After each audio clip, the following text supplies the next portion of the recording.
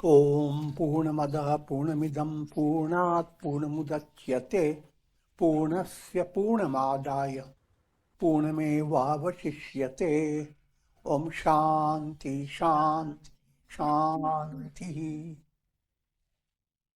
Brahmanandam Param Sukhadam Kevalam Jnana Murtim Dvandvatitam Gagana Sadrisham Tattvamasya Laksham Ekam Nityam Vimalamachalam Sarvadhi Sakshi Bhutam Bhavatitam Trigunaraktam Sadgurum Tam Namami. Om.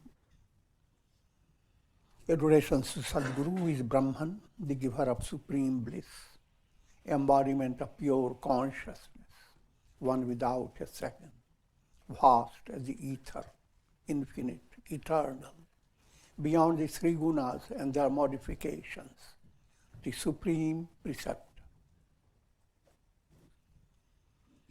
Yoga Vasistha, Upashama Prakarana, section 56. Insight is being given into samadhi experienced by a sage. Samadhi that is experienced by a sage is called Sahaj Samadhi. It doesn't require any disciplinary setting that he has to sit down in one pose. Or he shouldn't talk while he is in samadhi.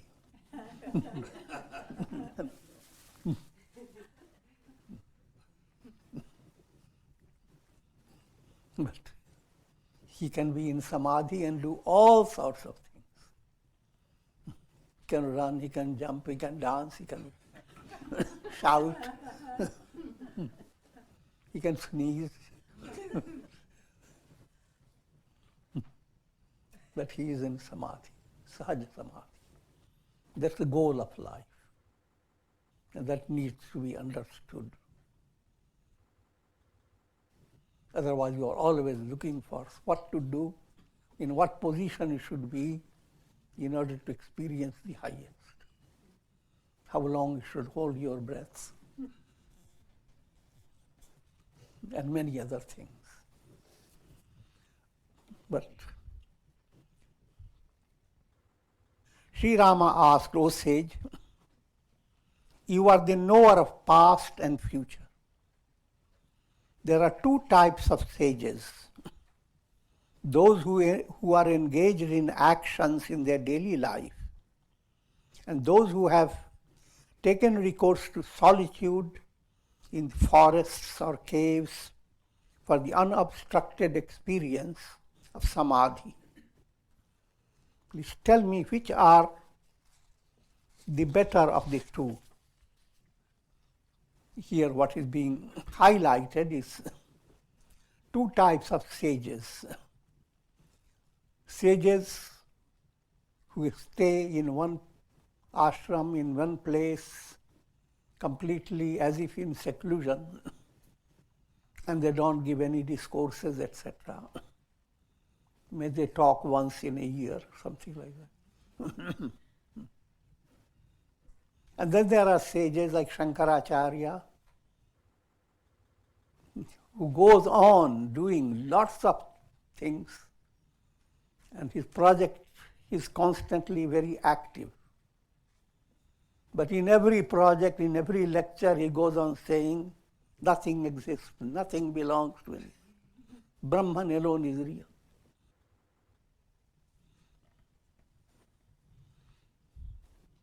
Which of the two should be your ideal? That's Rama's question. Rama doesn't lack the answer, but this brought about for spiritual seekers.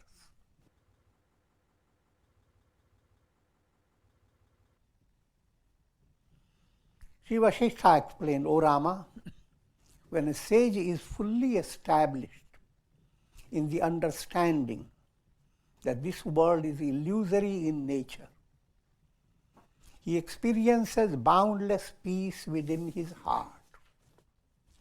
Characteristic of progress lies in your very heart. You don't go far distant to discover whether you are progressing or not. Your heart itself is the basis of understanding of your real progress. If in your heart-based level you have deep satisfaction, fulfillment,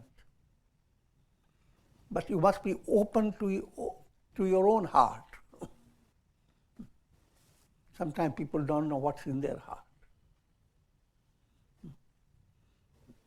But as you practice sadhana, your heart experience becomes more sensitive. And you can always understand what you have gained and makes you feel so enriched. But at your heart level, you are the same. You don't have deeper fulfillment. So deeper fulfillment and progress is recognized through your own heart. And nobody else has to tell you. It is self-evident experience. If your spiritual success is authenticated by somebody else, that is not real success. That's PhD of the universities.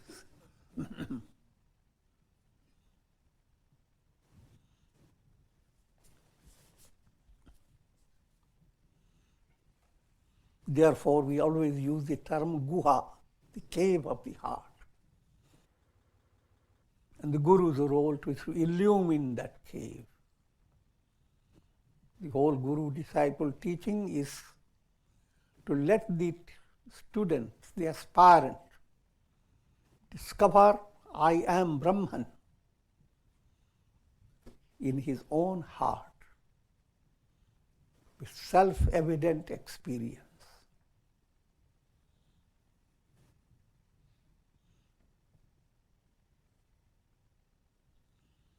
And when will that happen? As long as you are led by desires, backed up by your ego, you are not fulfilled at your heart level. Led by desires, you are looking for perfection in the world of Maya. You are looking for quenching your thirst by the waters of mirage. But the world is well understood. It's illusory in nature. When you become profoundly reflective, you begin to question, who am I?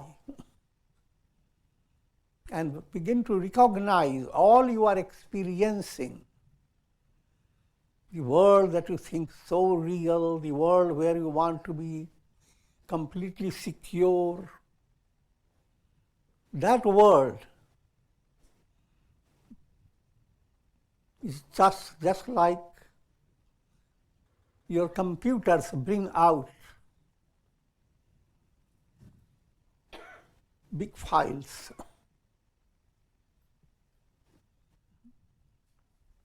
And your iPad brings you so many things with modern advancement.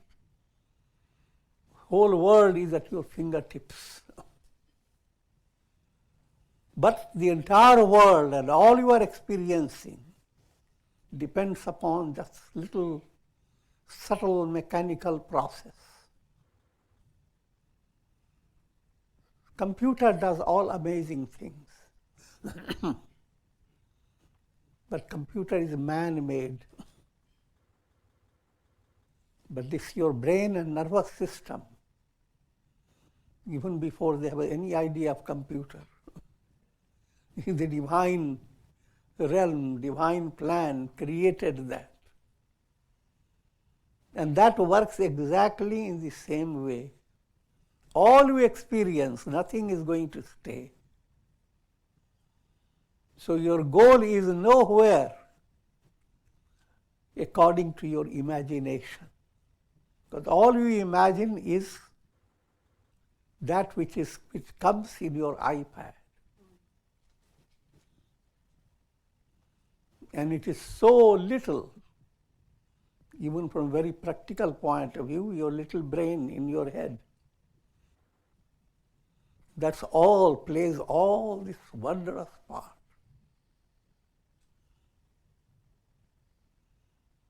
So as long as you are dependent upon that world is mortal. That world is illusory. Deep fulfillment is when you don't. You become the very source, the light of lights that creates all the magic show. The light of lights is Paramatma, the Self, Brahman, the Absolute. And of course, you have to attain that through your mind, through your embodied personality, by sadhana, which works upon your nervous system, your pranas. But whole sadhana process focuses on 4 aspects of your chitta, mind process: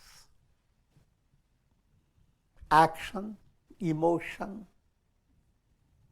will and reason.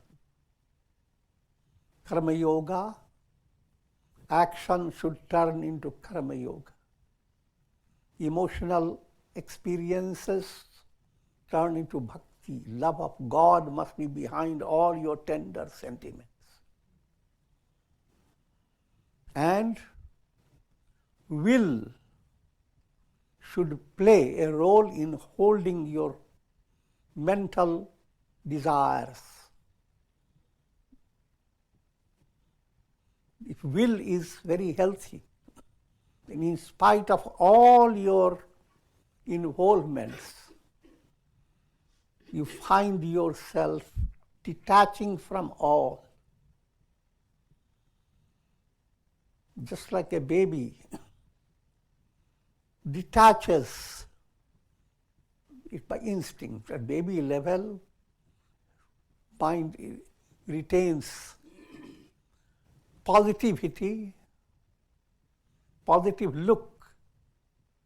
Not exactly so, but it operates like that. Whatever a child experiences gives you a shadow of enlightened state. But in a child level, it is childish. Being childish, that is stupid.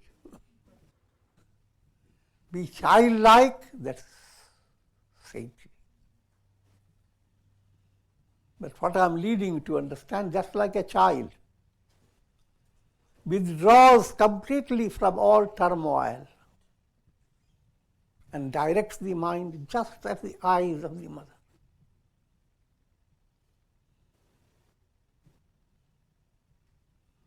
In the same way, if your will can become yoga, dhyana yoga, you gain that type of ability. And that's called samadhi. The samadhi has 2 stages. Early stage of samadhi, when you are in samadhi, you are in relief. Relief beyond belief. But when you are out of samadhi, you are in trouble beyond your belief.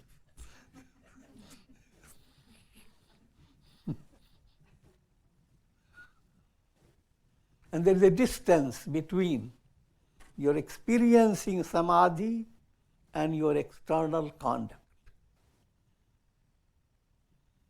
But this is gradually overcome as you advance in a right way. then your samadhi becomes perpetual. All other experiences become like superficial waves. This experience of inner peace continues whether the sage is engaged in action or whether he is immersed in meditation. Therefore, true samadhi is the state of being established in the self, wherein all the desires and distractions of the mind are dissolved.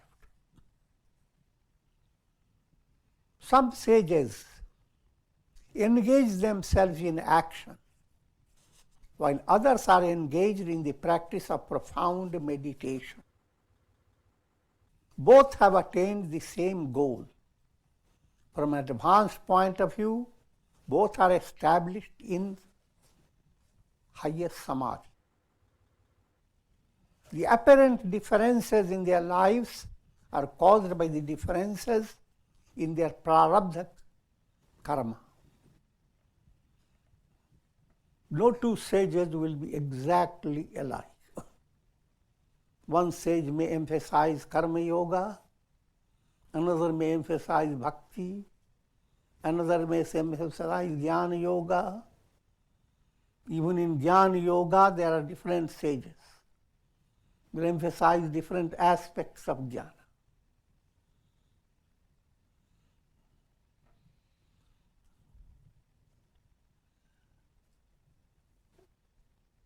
In other words, all from apparent point of view, they have all different personalities. And they face a different set of aspirants. Some adopt a lifestyle of complete quietness, mauna. And in that mauna, they radiate immense spiritual energy. Sometimes, lot of your talking, jumping around, for correcting a situation or calming down a crowd. You may jump around and you don't succeed. But a great personality comes and just puts a finger up. And they all calm down.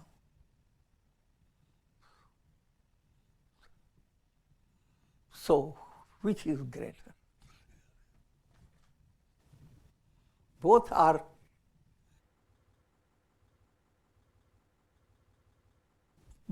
commendable, both are two aspects, apparent aspects. The inner reality is just the same.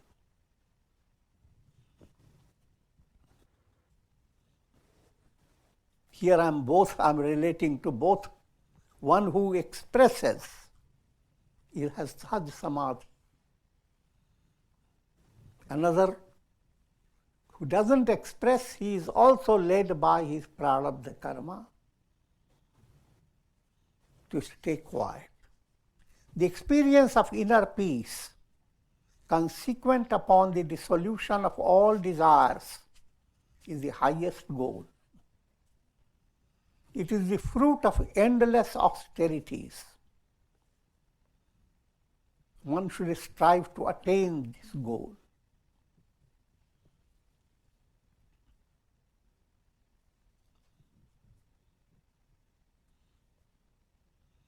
You need to understand the term desire.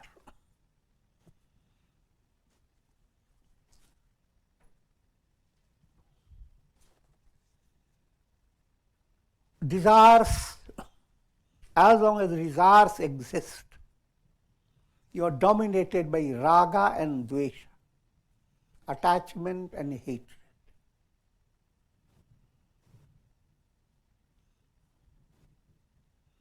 And desire implies your understanding is limited. deluded.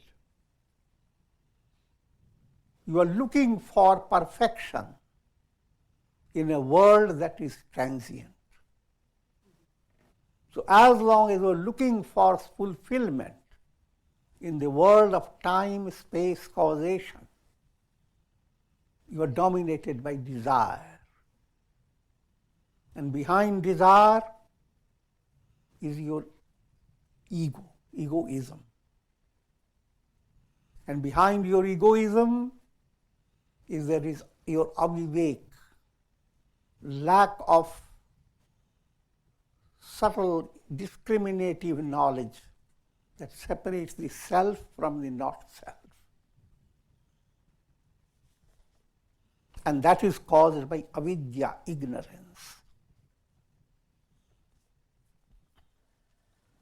Though practicing samadhi,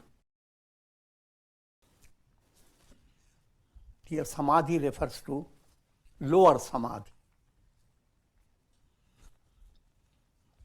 If a yogi harbors desires that distract his mind, his practice of samadhi is like the dancing of a mad person.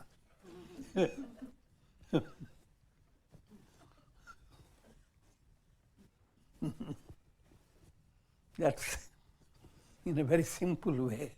There are countless yogis. They are deluded by siddhis. They always talk about siddhis, powers. They talk about their omniscience. They know everything. They can send their spirit 1,000 miles away. Pick up every little detail that you want, but you have to give a fee.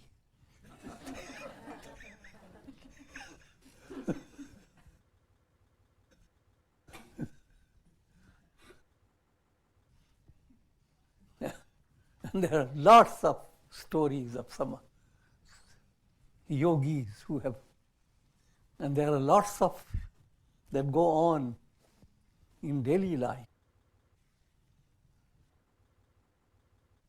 So anyone who startles you by display of power, display of knowing big things, that's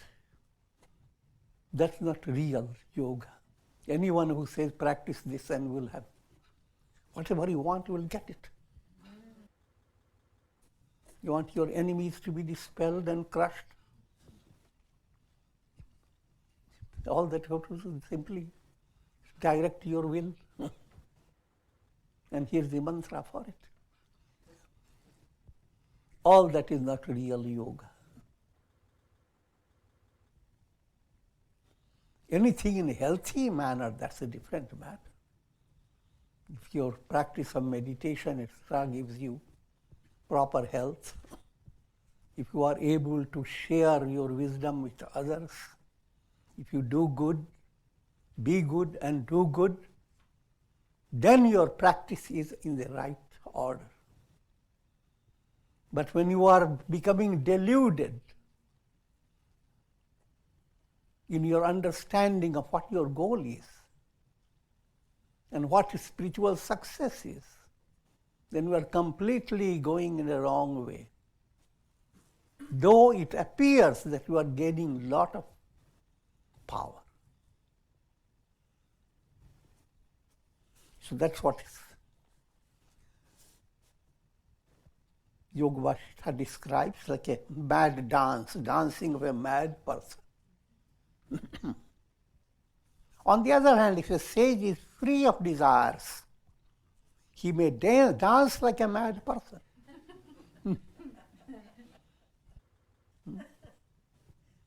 Great personalities like Chaitanya and others, they danced. And people who were non-believers, they called them mad. Look what happened by realization. He's jumping around. doesn't have common sense. But in reality, he is ever immersed in samadhi.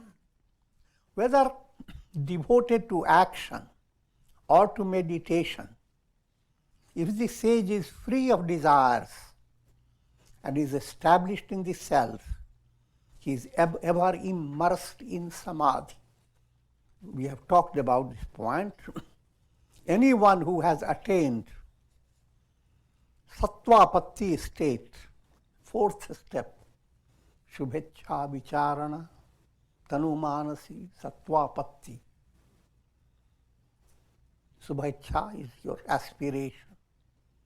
Vicharana, your inquiry movement becomes very effective. You begin to understand, who am I? I'm not the body, I'm not the pranas, I'm not the mind, I'm not intellect, not even the ego. So the entire story from ego downwards, you have a room to understand they are not grabbing you completely. You cannot be grabbed by them. So that type of movement, called tanu manasi, now all your vasanas, the desires for worldly objects, worldly attainments, they go under attenuation. All the malina vasana, impure vasana becomes attenuated. And that state is called tanu manasi, third state. And tanu manasi, if it is not perfect, you are still subject to go up as well as down. Your downward movement is not stopped. But now when you come to that stage, that you are going up and down, but downward movement is your shifting positions, called avastha. Upward movement is your sthiti. Once that has become secure, that's the state of Jivan Mukti. So Jivan Mukta may not be completely aware of all the glory, but this much he is so secure that he is not going backwards. He is a soul. As such, his perspective is to touch this heart of everyone. And because he is the self, and the self is all the souls and all things of this world, is nothing but the divine self. So if that type of understanding goes on increasing, not in a theoretical way, in a very profound way, then that's the state of sahaja samadhi. And that's the highest goal. Whether devoted to action or to meditation, if the sage is free of desires and is established in the self, he is ever immersed in samadhi. The sage whose mind is free of subtle desires, though engaged in action, does not create any karmic entanglement because he is free of the sense of doership. Your karmas will continue to become a basis of creating results. Your good karma will give you virtuous deeds, and virtue will open the door to pleasure and positive situation. Your negative karmas will continue to create negative situations. And no matter whatever you do, you are led by your karmic law. But that happens because there is an illusion of doership. I am the doer. That I am the doer completely moves away in enlightenment. And as in sadhana, as you advance, first stage, you recognize your negative karmas are, you are the doer of your negative. Positive karmas, you are doer with the help of God. More positive, you are not a doer at all. You are an empty channel. So when you have come to that level, no matter how things happen through your personality, you are not creating karmas. So you are akarta, abhokta. You are non-doer, non-enjoyer. Not even enjoying. You are not depending upon the enjoyment of the world. Your enjoyment is divine self. Compared to that, the world cannot give that any, even a little drop of it. On the other hand, though apparently engaged in deep meditation, a yogi who continues to sustain many desires in his unconscious, he continues to create karmic entanglements. The non-doership of the chitta is the best form of samadhi. Your chitta has come to advanced level, enlightened.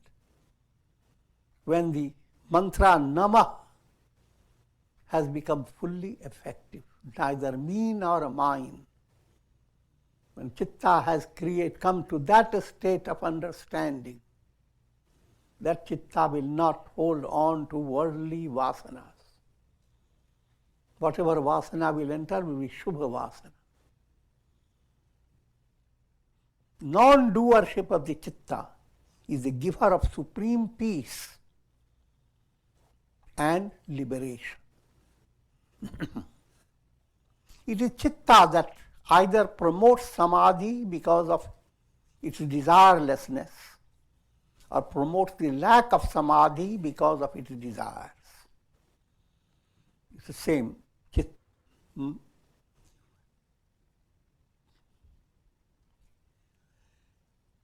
Chitta is the cause of bondage and release. Bandha mokshayo.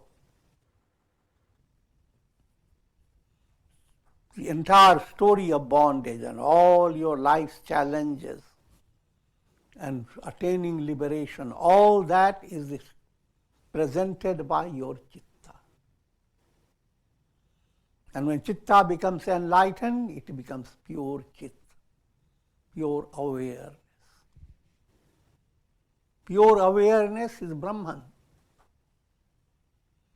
So understand, your chitta is nothing but Brahman behind every little thought and emotion.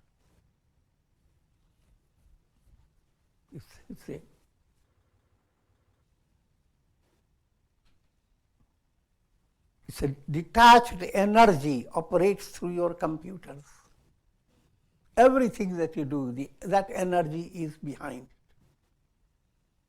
And that energy knows nothing about it. It's completely detached. But without it, nothing will be there. So that's the role of Brahman. So where is Brahman?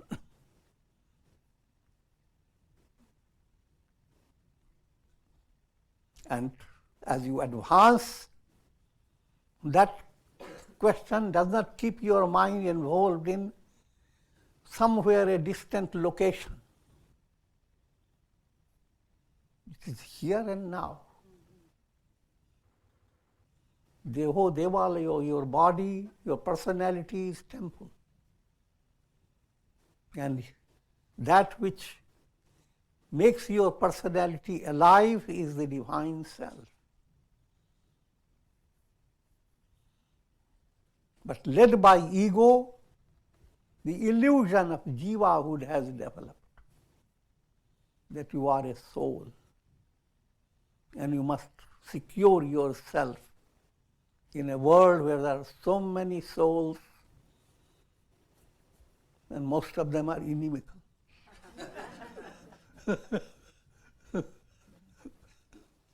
Therefore, O Rama, strive to free your chitta of subtle desires, vasanas. As the vasanas are reduced, a yogi advances on the path. When the vasanas are completely destroyed, he becomes established in the self, where he is absolutely free of karmas. With the increase of vasanas, the chitta intensifies the sense of doership and thus gives rise to untold miseries.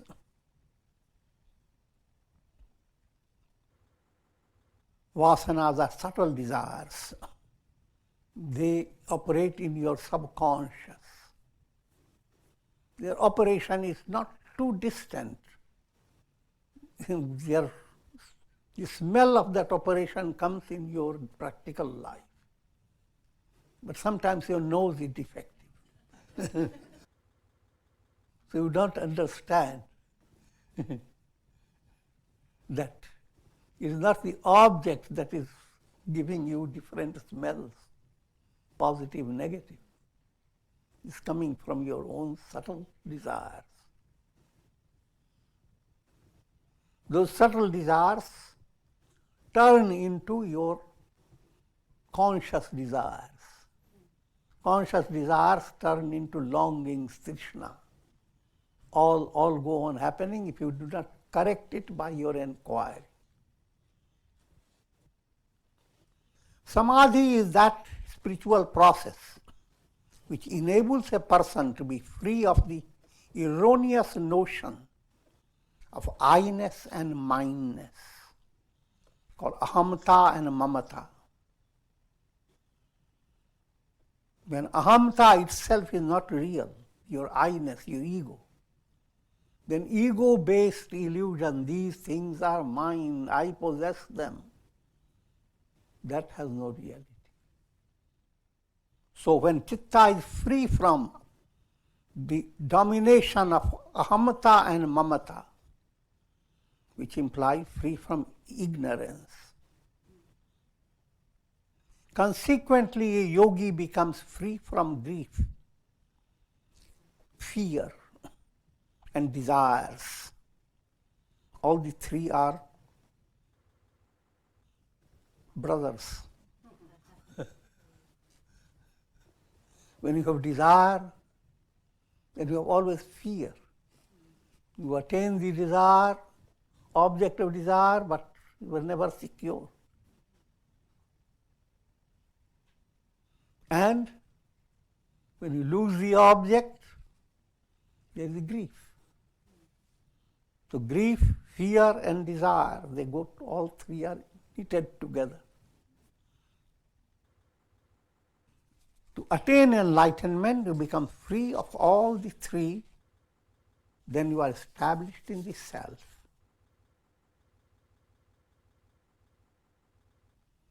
O Rama, having renounced the two erroneous concepts, one, I am the body. The second, these objects are mine. If you renounce these two, if you correct these two errors, then you abide in the self.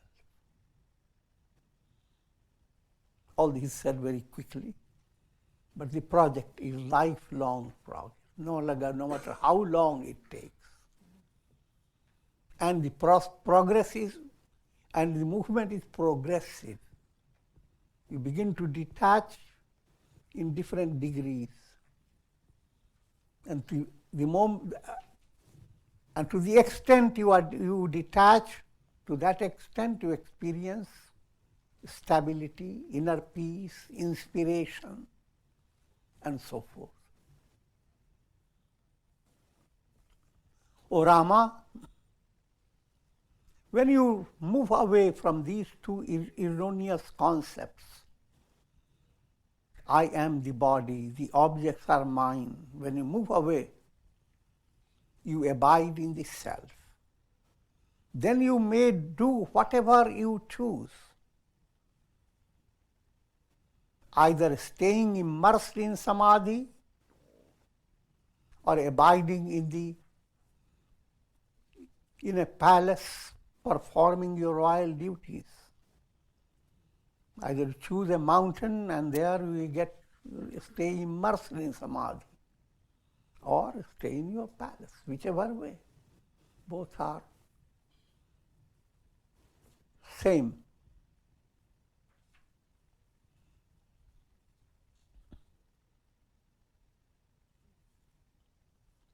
But if you are not enlightened, then forest dwelling and being in seclusion means something. And being in the handling various activities in your daily life, that seems another thing. Both seem completely contradictory. But that can be considered a sadhana stage or can be considered deluded stage. Sadhana stage, then you move up and ultimately give up this illusion that external setting does not mean your progress. External setting being very simple, having very little, having no duality, but you are alone. That external setting is an illusion. You are more crowded while you think you are alone than when you are really active and dealing with a crowd. Figure that out.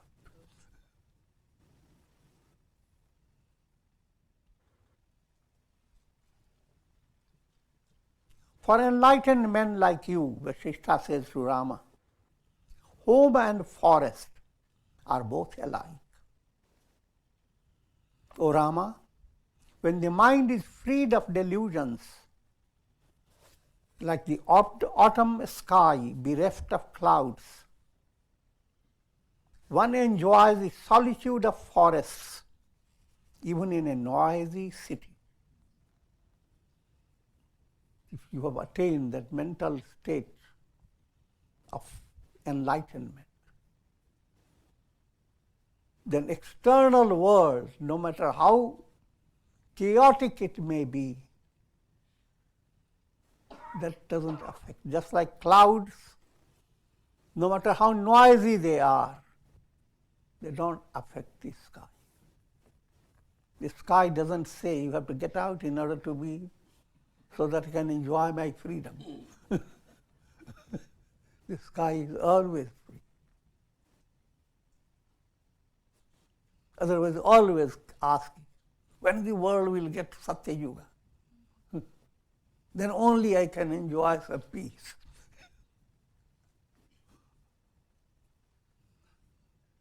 So many things must happen in the world, otherwise I can't be at rest. So that's a sadhana, there's a stage, early stage, and if you are sticking to it, it is your mental delusion.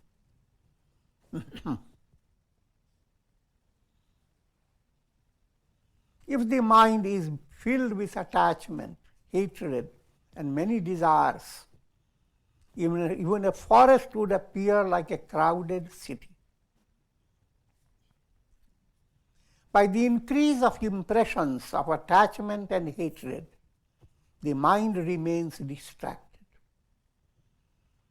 And even when it seems to enter into a state of calmness, it still contains the seeds of numerous distractions. Much in the same manner as sleep contains the seeds of dreams. But when these impressions are removed by jnana, knowledge, one experiences nirvana or liberation. For more precise, Raj Yoga presents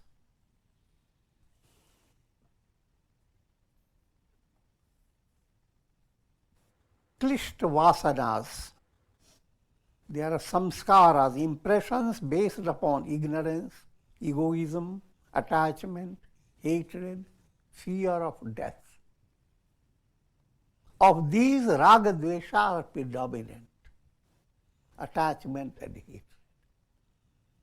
In order to remove raga dvesha, you have to understand many stages of these klishta samskaras, impure impressions. And the stages are, in children, prasupt, dormant. So dormant, the children become like saintly. But don't be deluded, they are going to walk out of that stage, outgrow that stage. Tanu state, when you have practiced your sadhana in a positive way, samskaras of these egoism, attachment, hatred, fear of death, these begin to diminish. They are rendered thin. Of these raga dvesha, we highlighted, they are like snake with two pangs. That snake becomes refrigerated. That's raga, tanu state. The refrigerated state is not the solution. However, as long as it is refrigerated, you can put that snake around your neck.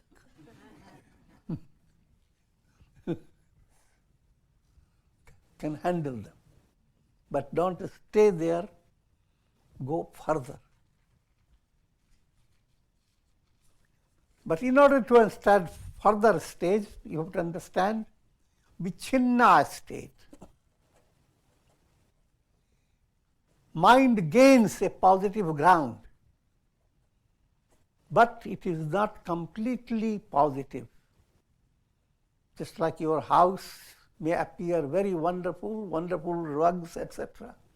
But under the rug there is a lot of bacteria, etc.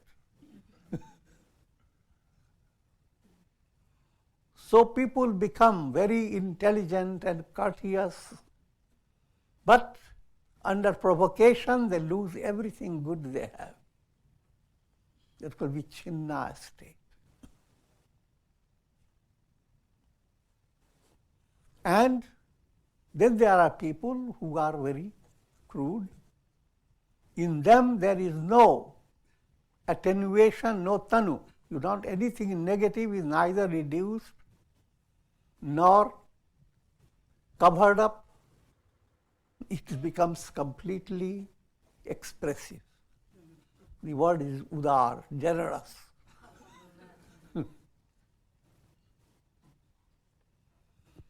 The ideal to reach is called dagdha state. When through inquiry and spiritual movement, integral yoga, when ego itself becomes effaced, then all the vasanas, just like rays of the sun begin to pass through cloud. Now that cloud has no possibility to exist. It becomes dagdha. So that's what your goal is, dagdha movement. And with this I will conclude. Om Trayambakam Yajamahe Sugandhim Pushti Vardhanam Urvarukum Bandhanan Mrityor Mukhyama Mritat Sarve bhavantu sukhina, sarve santu niramaya, sarve bhadrani pashyantu, ma kaschid dukha bhag bhavet. Om Shanti, Shanti, Shanti. Hari Om Tat Sat.